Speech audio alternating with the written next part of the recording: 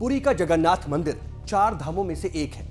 12वीं सदी में बने इस मंदिर में भगवान जगन्नाथ बड़े भाई बलभद्र और बहन सुभद्रा के साथ विराजते हैं। हर साल लाखों श्रद्धालु उनके दर्शनों के लिए यहां आते हैं। यह मंदिर बड़ा ही रहस्यमय है। इसके कई राज आज तक विज्ञान भी नहीं सुलझा पाया है।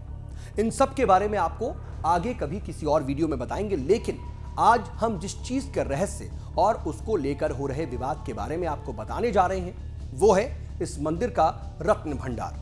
जी हां, रत्न भंडार, जैसा कि नाम से ही जाहिर है कि मंदिर के अनगिनत हीरे, जवाहरात, गहने इत्यादि यहीं पर रखे हुए हैं। जितना रहस्यमय ये मंदिर है, माना जाता है कि उससे भी कहीं ज्यादा रहस्य इस मंदिर के रत्न भंडार में छिपे हुए हैं। इस रत्न भंडार की चाबियां गुम हो गई हैं। इसको लेकर के विपक्षी दल सरकार पर हमलावर है। हाईकोर्ट को भी दखल देनी पड़ी है।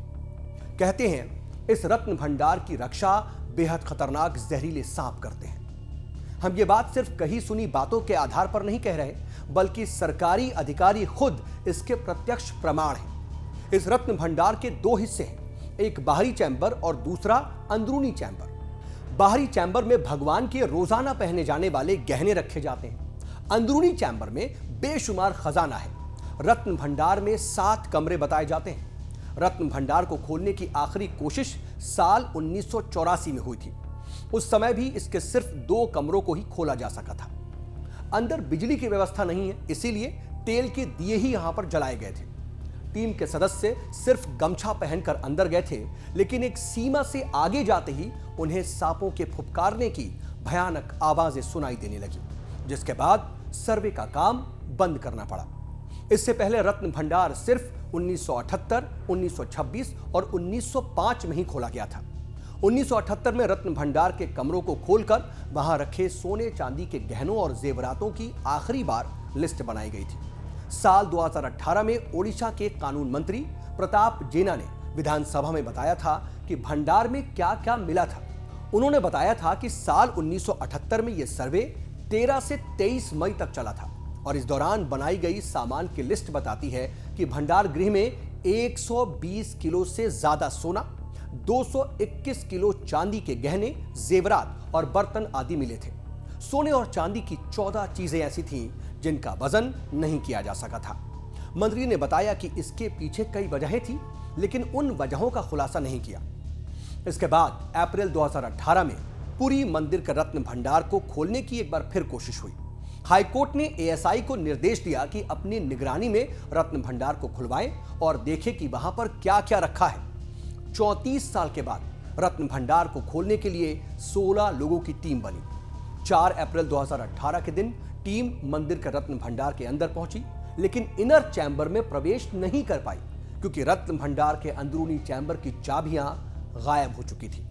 चैम्बर का दरवाजा 3 चाबियों से खुलता था। एक चाबी पुरी के राजा गजपति महाराज के पास रहती थी, एक मंदिर प्रशासन के पास और तीसरी मंदिर के पुजारी के पास, लेकिन चाबी गायब हो चुकी थी।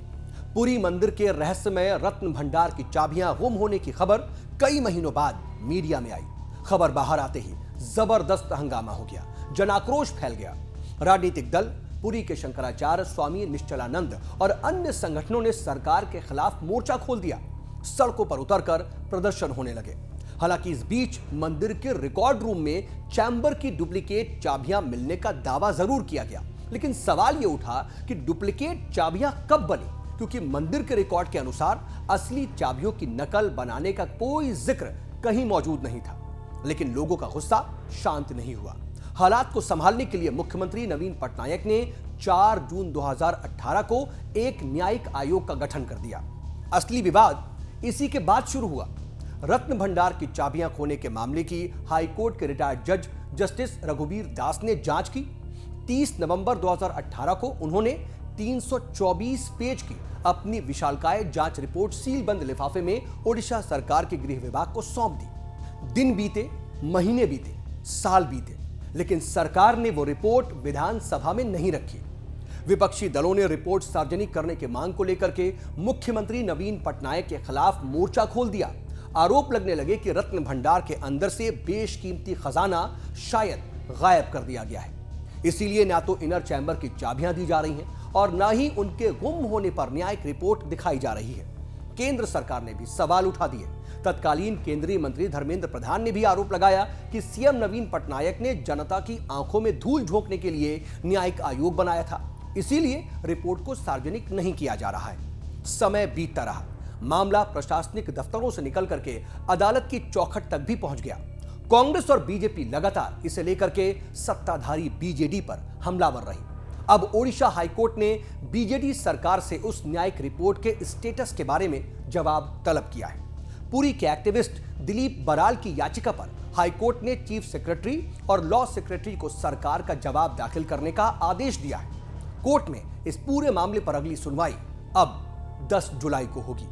इस खबर को लेकर के आप क्या सोचते हैं, कमेंट बॉक्स में जरूर बताइएगा और न्यूज नेशन को लाइक, सब्सक्राइब और फॉलो जरूर कर लीजिएगा। नई अपडेट्स के लिए लगातार बने रहिए न्यूज नेशन के साथ।